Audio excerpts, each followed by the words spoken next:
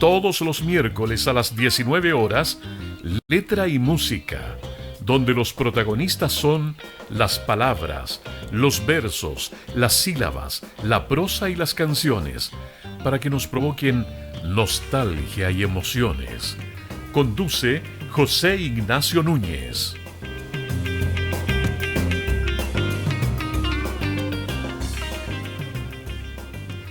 Radio Universidad Central indica la hora. Son las 9 de la mañana en punto. Temperatura 4 grados. Esta es Radio Universidad Central, 107.1 FM en el corazón de Santiago. 107.1 y radio.ucentral.cl presentan Cultura Vial. Un programa donde se abordan temas del diario vivir de los ciudadanos cuando enfrentan el uso del espacio vial, la movilidad que les otorga y los desafíos que presenta la convivencia vial entre todos los usuarios. Conduce Alejandro Torres y la participación de V. Rodeberg.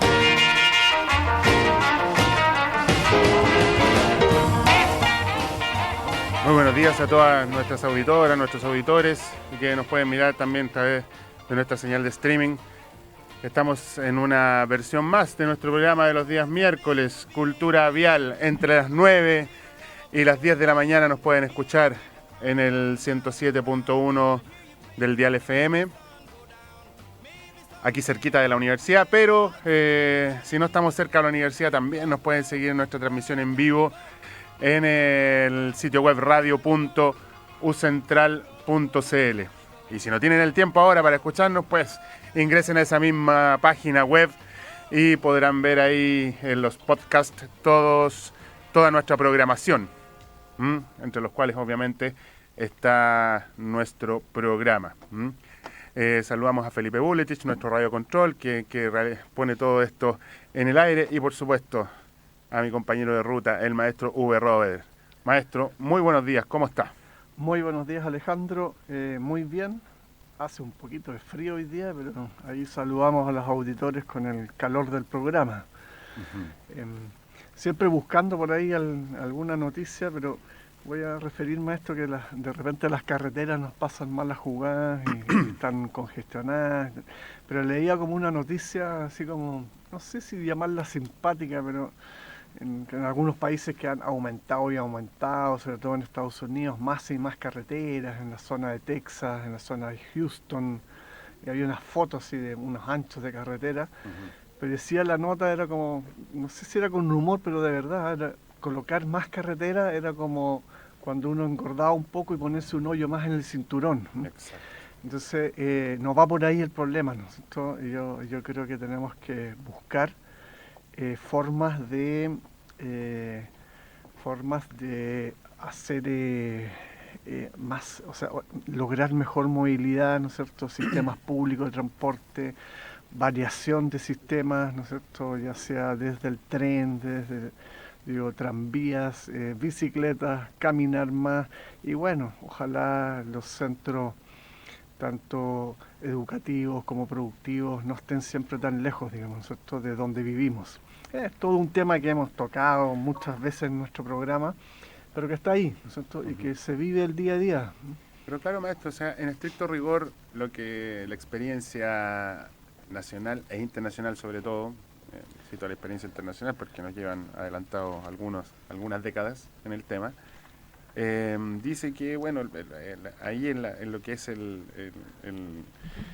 la demanda la oferta y demanda de vías terrestres, dice que si usted ofrece más vialidad, obviamente incentiva un aumento justamente en la demanda, ¿ya? Y por lo tanto todo lo que es construcción de más vías y carreteras siempre va a inducir al usuario a comprarse vehículos, que es un poquito lo que pasó, lo que ha pasado con nuestro país en los últimos 20 años. Llegaron las autovías urbanas como una solución que duró algunos meses, pero ya la vemos que están absolutamente colapsadas. Ahora, la respuesta de los concesionarios dicen, oye, pero si no existieran estas vías, ¿dónde metemos todos estos autos? Sí, a lo mejor tienen razón, digamos. Pero el fenómeno de la congestión vehicular, la verdad es que no es un fenómeno que es sumamente difícil gestionarlo. Hay muchísimas medidas de gestión de la demanda que se han implementado desde hace 50 años. Y la triste noticia es que muy pocas funcionan. Esto, por ejemplo, de aumentar el costo del peaje en horario punta. ¿Ah? No, es que con ello vamos a desincentivar que los usuarios ingresen a la autopista. Bueno, ¿y por dónde me voy si no tengo helicóptero? ¿Ah? Entonces, creo que ahí hay un punto en realidad. ¿Y por qué digo esto? Porque hay un tema ahí con el parque automotor, y el parque automotor sigue aumentando en todos los países del mundo. En los países desarrollados a una menor tasa, pero sigue aumentando, ¿eh? Nosotros todavía estamos muy lejos de las tasas de motorización de países europeos, y para qué decir de algunos estados de Estados Unidos, donde la relación es casi 1 a 1, es decir, un habitante, un auto. Aquí estamos todavía 1 a 4, una cosita por ahí, Europa 1 a 2, 1 a 2,5, pero tenemos que vivir con eso. Ahora yo no sé cuál es el punto de equilibrio, pero sin duda, si queremos seguir utilizando el transporte terrestre como una vía de comunicación o de transporte de mercancías, yo concuerdo contigo que deberíamos diversificar nuestra matriz de transporte, y no solo en transporte terrestre, sino que también lo hemos dicho harto acá. Digamos, tenemos una costa de 4.000 kilómetros, ocupémosla también, para hacer el transporte de mercancías internas por lo menos, pero toda la mercancía hoy día se traslada en camiones. Sí. Y la ventaja que tiene eso de, por ejemplo, si diversificamos y damos una opción de transporte de carga en tren, es que un tren te saca fácilmente 5 camiones de la carretera, y por lo tanto es una opción real, ¿eh? Ahora es una inversión que es cara, pero que se capitaliza al mediano y largo plazo, ¿no? Pero tenemos que hacerlo. Pero ahí es donde cómo buscar el foco, ¿no es cierto?, y hacer conciencia sobre estos temas, porque si vamos a caminar como otros países desarrollados hacia estas mega congestiones, la verdad es que no vamos por buen camino. Entonces uno dice, estamos a tiempo, ya, pero ¿qué se puede hacer? Claro, no, la verdad que no es simple, pero claramente el tren sí es una alternativa que puede ayudar bastante, ¿no? Y también es harto más seguro, o sea, no hay accidentes de tránsito en las vías de los trenes, no hay encerrona, que es algo que está se está debatiendo muchísimo. Esto del concepto de seguridad vial y seguridad pública, o sea, son dos conceptos que cohabitan, si no son diferentes, digamos. O sea, ¿cómo puede existir la seguridad vial si no es bajo el concepto de seguridad pública, digamos? Y nos tratan de confundir, pues, maestro, para variar, pues, ¿eh? El otro día escuché una entrevista en vivo del presidente de las concesionarias, no quiero decir la sigla para dejarlo ahí, y el tipo hasta era agresivo, sí, para responder las preguntas, como que no sé en qué sitial está él, debe estar en un sitial muy alto, que le respondía con mucha agresividad al periodista, casi tratándolo de tonto, de cómo confundía usted el concepto de seguridad vial con seguridad pública. La verdad es que son conceptos que coexisten, difícilmente vamos a tener seguridad vial si es que no existe seguridad pública, digamos, y ahí está el tema, ¿ya? Pero seguramente la entrevista esa, no sé si la vi o no, yo creo que tenía que ver porque el periodista le puso el dedo en la llaga en que muchas de las autopistas hoy día en realidad siguen siendo absolutamente privadas. No puede actuar Carabineros, no pueden usar las cámaras. Tienen que comprar la imagen. Detectar las velocidades. Todos los datos que toma la autovía se compran, como que, claro, pero es que ya es tarde, el accidente ya ocurrió, digamos, entonces, es para investigar después. Entonces no hay como una prevención, ¿no es cierto?, o una responsabilidad de ver en el momento lo que está pasando. Entonces en las autopistas como Costanera Norte, a las 2 de la mañana uno se puede encontrar con una carrera de autos, digamos, ¿cierto? Y a nadie, o sea, a los concesionarios, que yo supongo que hay alguien de turno y lo está viendo, parece que no les importa. O yo ya tengo que pensar mal, o está comprado ese espacio para hacer ese tipo de eventos. Claro, no me extrañaría. Mira, un ejemplo más, el tuyo, carreras en las autopistas. ¿Eso no impacta la seguridad vial? Pero evidentemente. Evidentemente. Otro ejemplo, un auto detenido en una entrada o una salida de una autopista por una encerrona. ¿Eso no impacta la seguridad vial? Absolutamente. Entonces, ¿de pues. qué estamos hablando? O sea, estamos acostumbrados ya y yo creo que la crisis ya moral en este país es demasiado, que todo el mundo miente, ¿ah? Y uno no sabe a quién creerle. Y lo lamentable, maestro, que esta crisis institucional y valórica, digamos, se está trasladando ya hacia todos los estratos, digamos. Todo el mundo miente, ¿ah? Y pucha, qué pena no poder tratar de, uno quiere confiar y cuestiones que a veces que son bastante llevaderas, digamos, como para quedar bien, u ocultar información, o simplemente mentir, digamos, ¿ah? Ay, no, ¿sabes qué? No me acuerdo. Ah, no, me hackearon la cuenta. ¿Ah? No me acuerdo lo que dije, pero no sé si se lo dije. No, me sacaron de contexto. O sea, ya son frases comunes que no solamente lo vemos en nuestros personajes de siempre, sino que lamentablemente esto ya ha permeado a muchísima parte de la sociedad, digamos, y creo que tenemos que hacer algo ahí en ese sentido. Sí, y sabes, Alejandro, yo creo que lo que más asusta o da un poquito pena también es una mezcla, ¿no es cierto?, de impotencia, es que hoy día el pedir disculpas como que ya no tiene ningún valor. Exacto. Ningún valor, o sea, Exacto. todo el mundo se manda algún condoro o mete las patas o se equivoca, a veces con más gravedad, con menos, y claro, después sale como un comunicado pidiendo disculpas.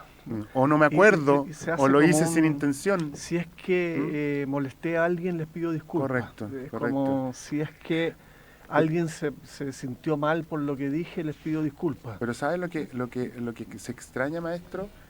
Es que el errar, bueno, por algo existe ese errar, es humano, ¿no? es una situación que es intrínseca del ser humano. O sea, el principio básico del aprendizaje infantil, es binario, o sea, prueba y error. Entonces, eso es que toda la gente ande tratando de creerse perfecta, digamos, y que cueste tanto reconocer un error. O sea, yo desde que tengo uso de razón, que la embarro, digamos. Y bueno, esa es una oportunidad, obviamente, porque cuando uno reconoce las cosas, da a conocer que justamente se equivoca. Pero yo estoy de acuerdo contigo, eso como que, como que reconocer una equivocación, como que no sé, no cuesta tanto hoy en día. Claro, pedir disculpas no cuesta nada, pero reconocer que se cometió un error y explicarlo, ¿no es cierto? Que efectivamente mi ruta estuvo equivocada, digamos, les pido disculpas por esto, digamos, ¿no? Claro. Eso lo escucho cada vez menos, ¿no? Seguro. Y creo que nos hace falta, digamos. Eso es reconocerlo, así como decía mi mamá, de corazón. Exactamente, Claro. O sea, decir, la embarré, digamos, ¿no es cierto? Y fui yo. Y fui yo. Sí, claro. Bueno, ayer tuvimos un taller para profes que organizamos ahí en la Escuela de Ingeniería y claro, nos pusimos en los zapatos de los estudiantes y salió esa frase, ¿no? Como que a lo mejor tiene el efecto de la pandemia o algo, pero como que ni los profes ni los estudiantes asumen toda la responsabilidad, digamos, sino que habían profes, no, es que los alumnos no estudian, no, es que vienen a puro carretear. Claro. Pero, pucha, uno, ¿qué hace por eso, digamos? Entonces, creo que el lugar común hoy día está en tratar de, ojalá tengamos relaciones un poquito más sanas, que reconozcamos que nos vamos a equivocar, nos vamos a seguir equivocando siempre, que en la medida que uno reconozca sus debilidades y sus errores, en el futuro uno lo va a hacer más fuerte, y sobre todo en particular cuando te relacionas con otras personas, en el trabajo, en la casa, en todos lados, el hecho de reconocer a veces una equivocación puede marcar el cambio en una relación, ya sea de pareja, ya sea papá-hijo, ya sea alumno-estudiante, la puede marcar para mejor o para peor. Así es. Y bueno, eso le haría muy bien también a algunos personajes públicos, que le hackean las cuentas de Twitter, que yo no dije esto. Y eso es lo otro, que se critica mucho que, por ejemplo, el actual presidente cambie de opinión. Sí, bastante. Entonces, pucha, si tú los andáis, ¿por qué está mal cambiar de opinión, po? O sea, yo creo que es todo lo contrario, está bien. Uno dice ya, yo he escuchado tantas veces, es que es muy joven. Es que no tiene que ver con eso, tiene que ver con ser honesto. Yo creo que y uno tiene el derecho de equivocarse y en esa honestidad está en reconocer y cambiar de rumbo. ¿Por qué tengo que tener una línea trazada recta? Yo ya hace rato que en realidad no resulta. No resulta para nada, pues resulta. maestro, si uno puede equivocarse 1500 veces, o sea, por ejemplo, a nosotros mismos como docentes, ¿cuántas veces hemos tenido una idea brillante que implementar en nuestros cursos y ha resultado fatal? Y hemos tenido que volver atrás, pues, y eso a mí no me hace inconsecuente, pues, ¿ah? Sí. Porque además está en otro lugar, o sea, cuando las situaciones van cambiando, cuando tu entorno va cambiando, claramente el cambiar de opinión es porque estáis viendo las cosas desde otro lugar, pues, desde otro entorno, entonces a mí me parece bastante sano, pero bueno, esperemos que esto pase, pero lo que sí estoy cada vez más seguro es que después de este semestre de clases estamos todos distintos, estamos muy distintos, digamos, y que creo que vamos a tener que enfrentar esta segunda mitad del año de otra manera, porque si no el asunto no va a poder ser así, estamos distintos, aquí en el trabajo se ve, profesores, estudiantes, todo, y tenemos que adecuarnos a eso.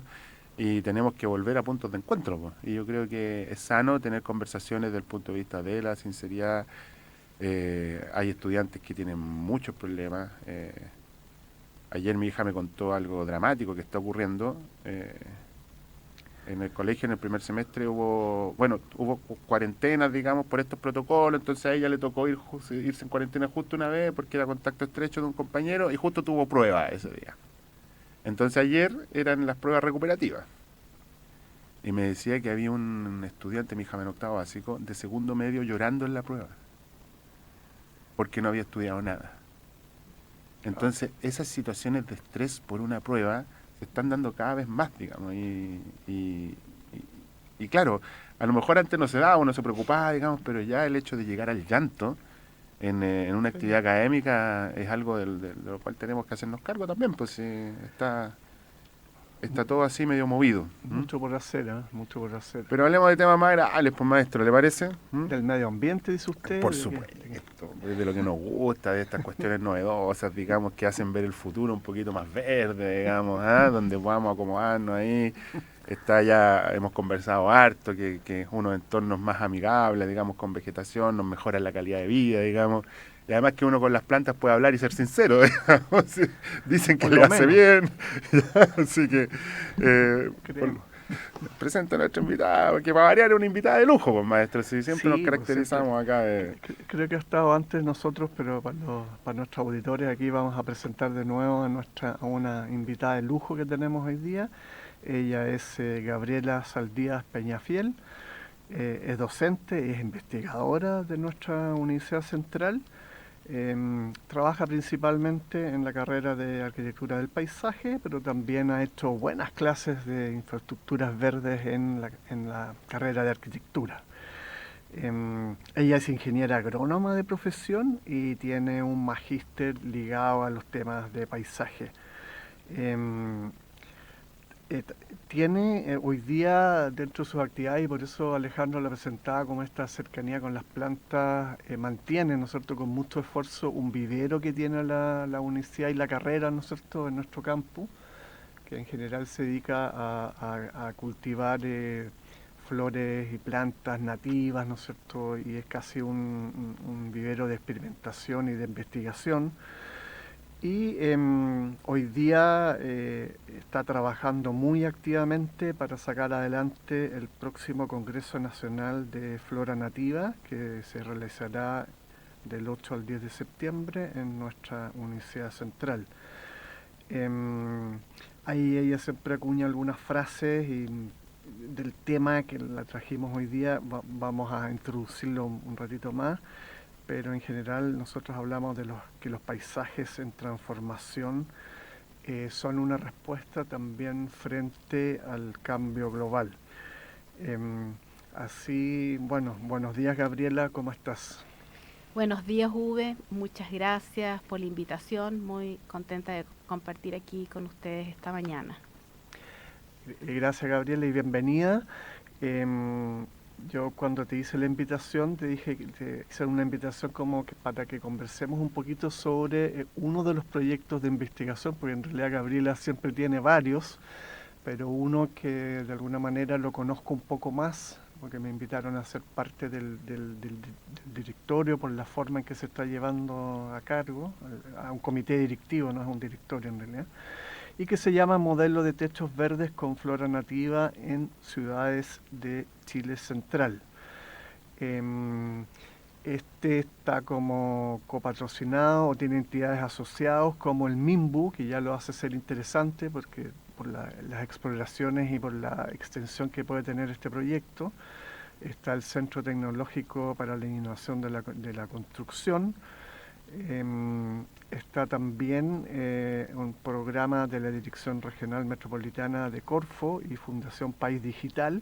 O sea, hay algunos temas ahí que seguramente podemos entrar en detalle sobre el proyecto.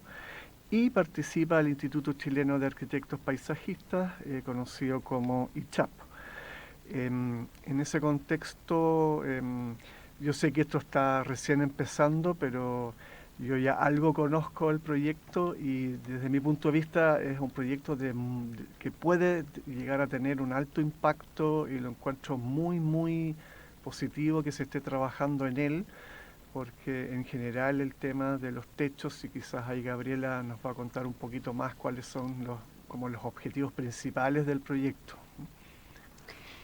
Sí, por supuesto, Uwe. Este proyecto se basa en la posibilidad de transformar los techos que tenemos, las grandes superficies, amplias superficies de techos que hoy día son grises, estériles, por techos que sean verdes, que sean vivos, que atraigan la vida de las aves, de las plantas y que beneficien, por supuesto, a las personas en las ciudades. Hay múltiples estudios que se han realizado en muchos países identificando y evaluando todos los aportes que hacen los techos verdes, desde la regulación térmica, desde la captación de las aguas lluvias, disminución del ruido y por supuesto lo que les decía de incremento de la vida, biodiversidad en las ciudades. Y beneficios directos a las personas por poder verlos, por poder estar cerca de las plantas. Entonces, el poder transformar toda la cantidad enorme que hay de superficies estériles y grises por estas cubiertas vegetales extensivas, que es la propuesta que nosotros tenemos, utilizando un sustrato no superior a los 10 centímetros y de tal manera que pueda ser replicado en muchos edificios, porque tienen un peso, ¿verdad? Tienen un requerimiento de resistencia de los techos que no siempre es fácil de encontrar. Entonces, desde ahí parte esta idea de poder identificar, evaluar, para finalmente hacer una propuesta de especies nativas de Chile que sean sustentables, que tengan bajos requerimientos hídricos y de manejo a lo largo de todas las estaciones del año. Y por eso entonces preparamos este proyecto que concursó en un concurso IDEA I+D y que fue adjudicado el año 2021 y que este año hemos podido construirlo. Ya está construido, hay una investigadora que está 100% dedicada a seguir el crecimiento de las plantas y el establecimiento y el logro de los objetivos. Tenemos 3 asociaciones de plantas, en un total son 24 plantas nativas de Chile, provenientes de ecosistemas bien duros, es decir, son plantas que viven con una baja profundidad de suelo, en ambientes rocosos, plenamente asoleada, que tengan una distribución relativamente amplia, es decir, plantas que en su hábitat natural ya vivan en condiciones bien límite.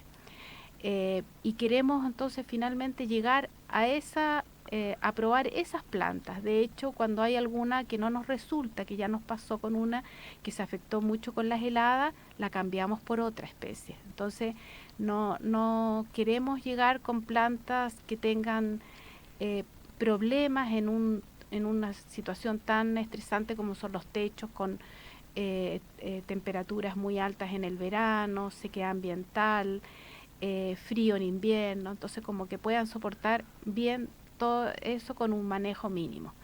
Tenemos un riego que es gota a gota, medido, con dos condiciones de condición moderada, hemos llamado, y baja. Es muy poca agua la que estamos aplicando, comprendiendo la situación climática que estamos viviendo, de tal manera que puedan llegar a implementarse con un bajo costo. Hasta la fecha hay algunos techos que se han implementado en nuestro país, algunos exitosos y otros que han fracasado. Y esos que han fracasado, si uno ve la causa, es porque no se los ha mantenido, no ha habido un cuidado. Y la vegetación aquí en Chile Central, en las ciudades de Chile Central, por el largo periodo sin precipitaciones, uno no puede dejar las plantas a la deriva, ¿verdad? O sea, lo más probable es que se mueran, y quizás en eso ha habido un poco de falta de información, que es lo que queremos llegar a transmitir también con el proyecto, que es a sensibilizar, a educar, a enseñar todo el manejo del techo, desde que se instala y después cómo se mantiene en el tiempo, de tal manera que se logren todos estos múltiples beneficios que ya se han comprobado, de captación de dióxido de carbono, liberación de oxígeno.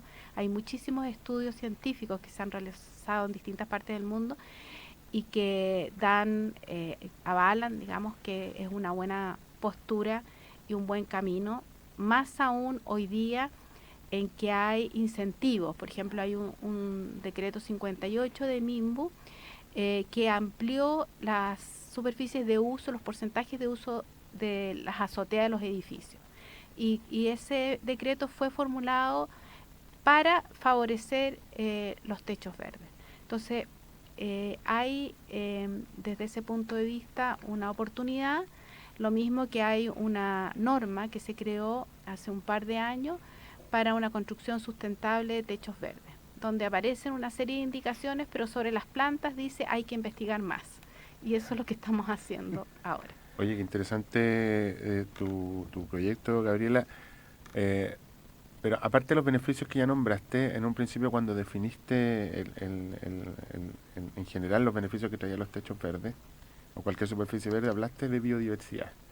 ¿Eso qué significa? Significa que eso atrae también insectos, digamos, vida, digamos, otro tipo de seres, o se instalan allí. Cuéntanos un poquito, porque es como difícil imaginárselo, no sé, pues me imagino un edificio de 20 pisos con un jardín arriba, y llegarán las mariposas, las abejitas, no sé, cuéntanos un poquito así en simple Claro. de qué se trata eso, o también habría que, no sé, ponerlas allí, o llegan solas, ¿cómo es la experiencia que han tenido? Sí.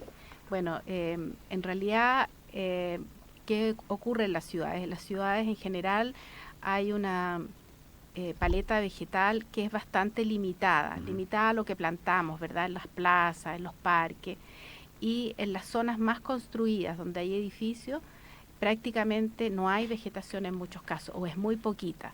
Y lo que hay a veces son pequeñas malecitas que también son interesantes y aportan, pero hay poca vida. A través de estos techos verdes uno va creando, por un lado, al momento de instalarlo, nuestra propuesta es que sean biodiversos. Entonces nuestras asociaciones son de 8 especies, estamos comparando de 8 y de 3 especies, pero estas de 8 de especies en cada, digamos, módulo es importante, porque hasta la fecha siempre se ha usado una especie, que en general son los sedum. En cambio, aquí hay una propuesta de 8 especies. Esas especies tienen distintas formas de crecimiento. Algunas son muy apegaditas al suelo, otras crecen un poco más, y cada una tiene floraciones en distintas épocas del año. de tal manera que queremos llegar a que todo el año existan flores.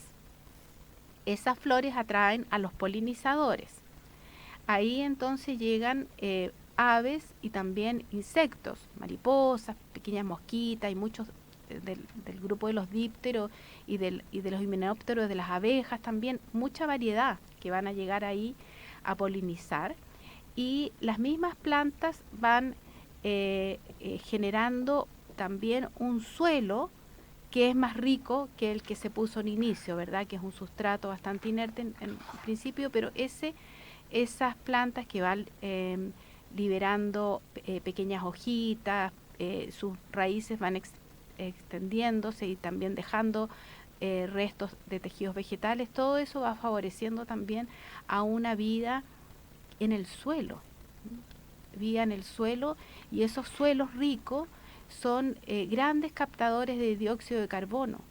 Entonces, en realidad que la vida es no solo a superficie, sino que no solo lo que vemos arriba, sino que también en ese suelo.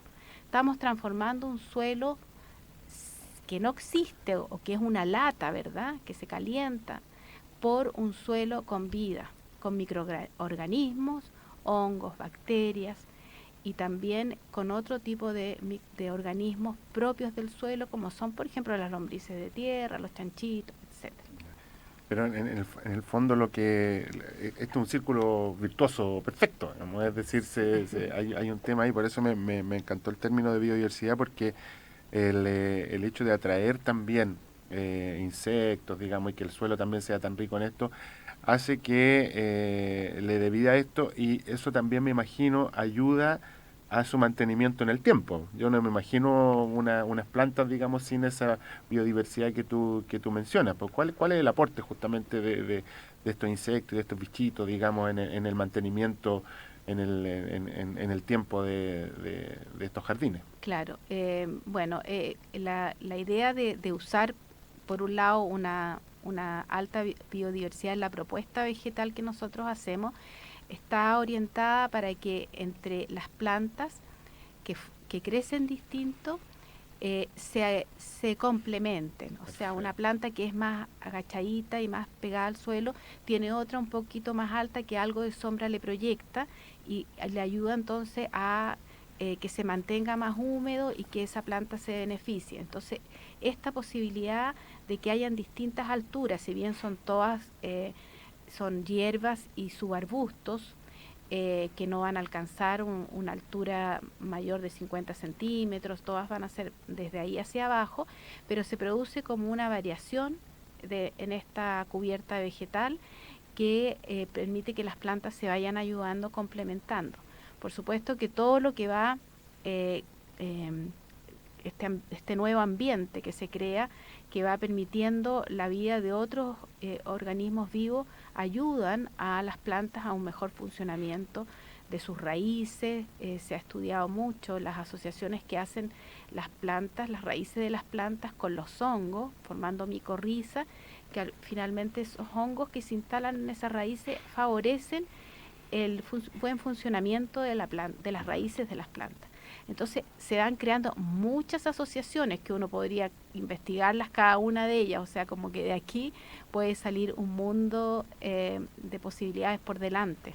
Mira qué interesante, ahí está el concepto de arquitectura del paisaje puro y duro, es decir, el hecho de distribuir premeditadamente o planificadamente bajo una estructura el dónde colocar cada una de las plantas para que esto funcione como un armónico. Pues es lo mismo esto de un edificio donde entra la luz, digamos, y todo es exactamente lo mismo, pero ahora llevado a un espacio vegetal y biodiverso, como nos explicaba Gabriela. Maestro, vamos a una primera pausa musical, ¿le parece? Me parece. Bueno, en nuestra sección de canciones con historia vamos a recorrer una banda bastante antigua, pero que también marcó un hito en la historia del rock, sobre todo en el rock progresivo. Nacieron por ahí por el año 1970, y no me gusta nombrarlo, pero 73, en la Bahía de San Francisco, que fue toda una zona, digamos, donde fue siempre muy movida en esto. ¿Y por qué lo recordamos hoy día? Porque, bueno, hace poquito, el 31 de julio, pero del año 1981, tanto tiempo en realidad, Sacaron su disco, el que los lanzó ya completamente a la fama. Estamos hablando de Journey y estamos hablando de su álbum Escape. Y vamos a escuchar el corte Who's Crying Now.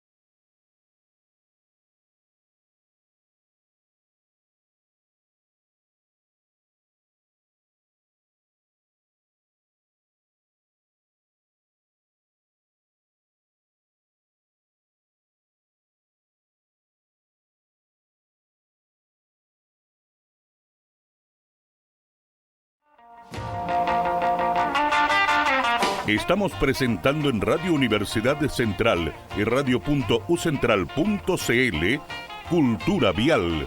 Conduce Alejandro Torres y la participación de V. Rodeberg.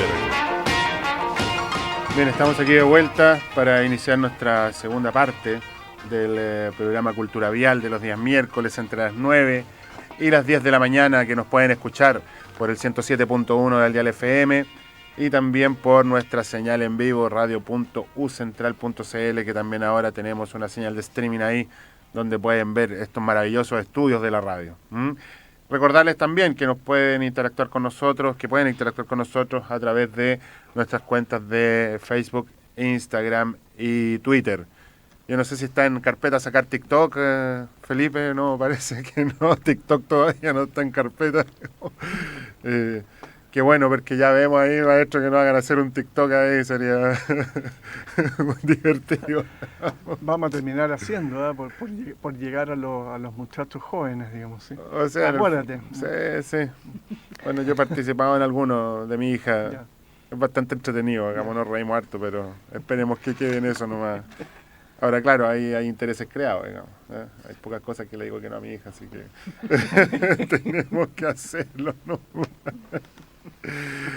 Oye, bueno, estamos aquí conversando con Gabriela Saldía, ingeniero agrónoma, digamos, que trabaja con nosotros y aquí en la Escuela de Arquitectura, específicamente en la Escuela de Arquitectura del Paisaje, donde antes nos daba una clara definición de lo que es arquitectura del paisaje, el hecho de cómo primero hay una elección de las especies consideradas en este tema de los techos verdes, digamos, para poder agregar algo de vegetación y biodiversidad a los espacios urbanos. Hay una elección de las especies, después hay una disposición a priori de las especies, también con todos estos sistemas de riego y todo esto.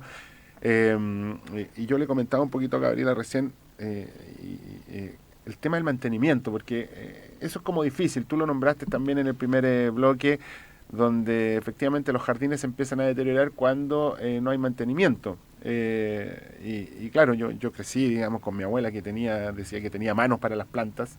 Mi mamá también tiene manos para las plantas, pero si yo quiero tener un jardín, la verdad es que yo creo que voy a durar como 2 semanas. ¿Existe, digamos, algo que nos puede enseñar a quienes tenemos deseos, por ejemplo, de tener un jardín? ¿Has visto tú, o la experiencia internacional dice algo al respecto, o se ha hecho algo aquí en Chile? Porque esto ya es parte de la infraestructura, digamos, de la ciudad, ¿eh? Y por lo tanto, al igual que, no sé, un edificio, un ascensor, necesita mantenimiento, necesita conservación. Y cuéntanos un poquito de dónde podemos sacar información de eso, si existen en otros países, no sé, que se eduque a la gente, o cuál es tu idea, que esto se enseñe también en los colegios, digamos, porque siempre el hecho de adquirir nuevo conocimiento tenemos distintas opciones y qué es lo que podemos aprovechar de eso. Bueno, yo creo que siempre hay un momento en que le llega a cada persona esa motivación por cultivar plantas. Hay veces que llega más temprano, hay veces que es heredado o simplemente copiado por lo que uno ha visto en sus padres, en sus abuelos. Muchas veces las abuelas, como yo soy abuela ahora, entonces valoro mucho el rol de las abuelas. Las abuelas aportan mucho en estos pequeñitos que están observando y son como esponjas, ¿verdad? Y que van tomando todo lo que ven en su entorno. Y hay un momento en que se descubre y que se disfruta del cuidado de las plantas y de un jardín. Las personas que ya lo tienen, no consideran que sea un tiempo perdido el dedicarle cuidado a sus plantas y preocuparse de que estén bien, orientadas correctamente al sol, a la sombra, que ya es momento de cambiarlas de macetero, que ya es momento de quizás plantarlas en tierra directamente, las que están en algún macetero, y ir viendo las necesidades a lo largo del año. Bueno, esto llevado también al espacio público, a las plazas, a los parques. Ahí hay también hoy día un esfuerzo en muchos lugares por cambiar hacia un tipo de jardines mucho más sustentable. y que tengan menos requerimientos de agua por un lado, pero también de manejo. Vemos que mucho de la formalidad de nuestros jardines y la presencia de césped ya dejaron de ser jardines sustentables y ya no responden a la condición climática de hoy día. Entonces, todas esas grandes extensiones de césped debieran reducirse a pequeñas cantidades, y es uno de los aspectos que da un quehacer constante, porque hay que estar cortándolo, hay que preocuparse que se mantenga esa cubierta verde. Es uno de los puntos de manejo de un área verde que son significativos. Pero por otro lado, por supuesto que está el tipo de plantas que se pongan, y aquí predominantemente, históricamente, se han usado las plantas introducidas, foráneas. La gente no ve valor en la flora nativa. Hace muy poquito estuvimos haciendo un recorrido por el borde costero de Papudo, en una zona que queremos llevar a nuestros alumnos, a nuestros asistentes, en realidad, del Congreso de Flora Nativa. Siempre hay una salida a terreno y queremos llevarlos a esa zona, que tiene una rica flora en pequeños parches. No es una cosa muy extensa, pero son pequeños parches de flora nativa hermosos, unos arbustos bellísimos. Y cuando uno recorre los jardines, por ejemplo, del condominio Punta Puyá y otros jardines del sector, se da cuenta de que no hay ninguna de esas plantas que están a pocos metros de ellos, ninguna está en los jardines. Entonces, ¿qué ocurrió en esos lugares? Lo más probable es que cuando llegaron, obtuvieron su terreno, habían plantas nativas y las arrancaron como maleza, porque eso se da también en otros lugares del borde costero. A mí me ha tocado revisar muchos jardines en Algarrobo y pasa lo mismo. Uno encuentra solo flora exótica y no lo nativo del lugar, que está a pocos metros, ya quedando muy poquito, y son muy bonitas las plantas y muy diversas, pero no son reconocidas dentro de esta cultura que tenemos de jardín, sino que están incorporados los rosales, ¿verdad? Los arbustos clásicos como los box, las laurentinas, incluso azaleas camelias, bueno, y así, pero no lo nativo. Entonces, de ahí hay un trabajo grande por reconocer valor en este paisaje nativo y su flora. Y de hecho me estoy acordando de una joven que hace poco me comentó que ella vive en San Felipe y que está su hijo en un colegio muy bonito que está al lado de un cerro, y que en el colegio los profesores los llevan a los niños chiquititos de prekinder, kinder, a recorrer el cerro y a mostrarle las plantas que crecen en el cerro. Entonces, la etapa siguiente fue que hicieron una salida con los papás para que los niños le enseñaran la flora del cerro a sus padres. Entonces, bueno, ese tipo de iniciativas son sumamente valiosas y dignas de copiar. ¿Tú crees necesario, por ejemplo, el hecho de que este tipo de educación sea un poquito más formal y que esté incluido, por ejemplo, en los planes y programas de estudio? ¿Tú le ves beneficio? Sí, eso? lo veo muy beneficioso, que pudieran estar como alguna unidad, por ejemplo, dentro de las ciencias naturales, que hubieran talleres también que permitieran hacer estas salidas a terreno, estos recorridos. Sí. De todas maneras es necesario, porque en la medida que no se conoce, no se valora y no se cuida. O sea, en el fondo, a mí me hace mucho sentido, por lo menos siendo un conocedor solamente usuario del tema, que eso ayudaría muchísimo, inclusive, a tomar acciones con este cambio climático que tenemos encima, y empezar a valorar que las acciones sobre la vegetación se pueden revertir directamente en acciones para contrarrestar justamente este cambio climático, bueno, y además todos los beneficios al ser humano que la vegetación conlleva, y que lo hemos conversado mucho también. Lo hemos conversado bastante y yo ahí concuerdo que también hay que tomarlo como un tema de salud. Finalmente es un círculo bien virtuoso. El contacto con la naturaleza como que nos revive un poco. Y claro, algo que nos ha ido pasando últimamente, ¿no es cierto? El fin de semana en vez de disfrutarlo en ir a un parque o salir a la montaña que esté más cerca, o los que puedan ir a un río o estar cerca del mar, ¿no es cierto? Juntarse con uno, yo por lo menos siento muchas veces esa necesidad, se ha cambiado por ir a un mall. Entonces, bueno, nos preguntamos por qué nos enfermamos, y si le agregamos que muchas de esas personas que andan en los malls, digamos, en los fines de semana, viven hacinados, ¿no es cierto?, en islas de calor, digamos, en lugares que no son de buen vivir, desapareció la vida natural. Y nos preguntamos por qué nos enfermamos tanto, por qué tenemos tantos problemas de salud.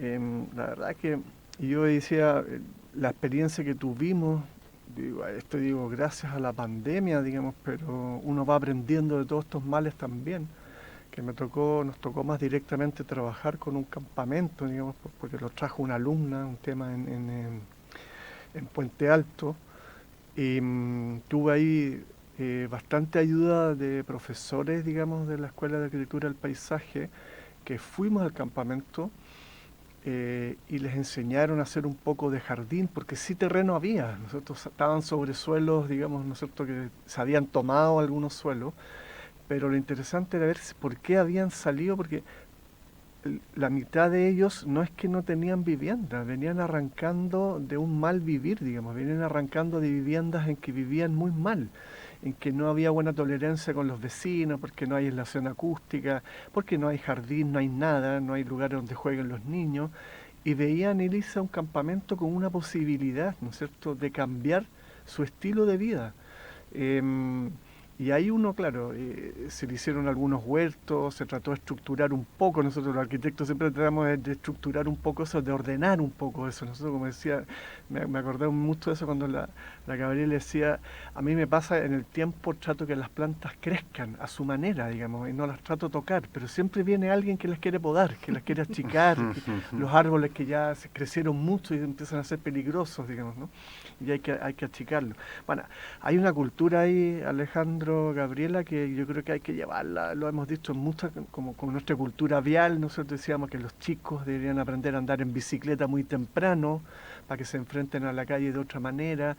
Yo creo que este es un temazo, ¿no es cierto?, que hay que llevarlo al Ministerio de Educación y ver un poco en qué circunstancias se puede. Y yo me acuerdo quizás haber tenido la suerte, ¿no es cierto?, yo estudié en el Colegio Alemán de Valparaíso, y los fines de semana de repente se organizaban paseos, pues, y había unos viejos ahí que eran alemanes, pues, ¿no?, que sí andaban con un palo y nos empujaban, porque a veces había que subir un cerro, ¿no es cierto?, nos iban pegando a los que nos quedábamos más atrás.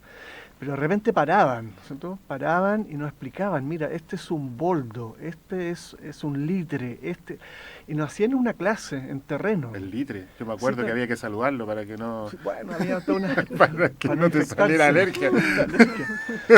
Pero estaban los robles, pues estábamos en la zona de la Campana, no sé, en toda esa zona que hay mucho árbol, y todavía me acuerdo de niño chico de haber tenido clases en terreno, ¿no es cierto?, que no eran clases formales, ¿no es cierto?, pero que existía esta posibilidad de los fines de semana. Entonces, y uno se quedó ahí aprendiendo bastante, y no sé cuánto de eso está pasando hoy día, digamos, ¿no? Bueno, Gabriela, la verdad es que ya nos pilló el tiempo, y queríamos ver si nos podía dar algunas recomendaciones y motivarnos justamente a tener nuestros propios jardines. Pues, así, en resumen, digamos, todos los beneficios que nos puede otorgar tanto a los adultos como a los niños, como a las personas mayores, digamos. Incluso yo leí por ahí algún estudio de personas con alguna situación de discapacidad que también le ayuda mucho a su diario vivir. Cuéntanos un poquito como para ir cerrando. Sí, bueno, como tú dices, Alejandro, los aportes que hace el trabajar con la tierra, en meter las manos en la tierra, en cultivar, en sembrar, en ver cómo germina una semilla y se forma una plantita, el regar las plantas, esos actos que parecen cotidianos muchas veces y simples, entregan múltiples beneficios a las personas, y de hecho se utilizan como terapia para personas que tienen algún problema de salud. Y en los colegios yo noto que por lo menos en algunos o en los jardines infantiles hay muchas actividades que se hacen en relación con la naturaleza y que hacen que los niños también vayan sintiendo el paso de estaciones en el año. Entonces en el otoño recolectan hojitas y hacen sus composiciones, después y adornan la sala, llegan a sus casas con eso, después el invierno, otras cosas, y así van sintiendo y van logrando despertar y conectarse con la naturaleza, porque esa naturaleza que en algunas partes de las ciudades está completamente perdida, ¿verdad? Porque hay sectores donde solamente hay cemento, edificios, y no hay naturaleza, pero la naturaleza puede estar ahí en un pedacito pequeño de tierra, puede ser en maceteros, no tiene por qué ser superficies grandes. Entonces todos podemos construir también nuestro entorno de una manera más armónica y beneficiosa para la salud mental y física. Genial. Así que, bueno, invitarlos a todos a que experimenten, porque después ya no van a parar. Exactamente, muchas gracias, Ramos. Agradecemos a Gabriela Saldía, profesora de Arquitectura del Paisaje, ingeniero agrónoma, y que tiene un montón de proyectos con las plantitas. La verdad es que el vivero que tiene acá en la universidad es maravilloso. Y la dedicación que tiene a él también. Recuerdo en tiempos de pandemia también todavía venías a regar ahí las plantitas y todo. Maestro, ya sí, nos vamos entonces. Como siempre, sí, no solamente siempre la última frase. En Naciones Unidas hace una semana firmaron un acuerdo que se había dicho muchas veces, pero ahora se firmó, y se dice que el medio ambiente sano es un derecho humano. Perfecto. ¿Eh? ¿Quién habrán sido los comunistas que escribieron eso, maestro?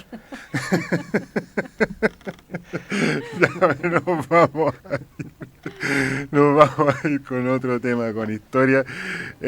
Bueno, el 2 de agosto de 1962 nació Bob Dylan, como tal, porque Robert Allen Zimmerman había nacido ya en mayo de 1941. Bueno, fue uno de los tantos cambios de nombre que tuvo Bob Dylan en su carrera. Y lo vamos a dejar con el tema icónico, que fue top 40 por ahí por el año 65. Algo raro, nunca antes escuchado, digamos, Like a Rolling Stone. Nos vemos la próxima semana.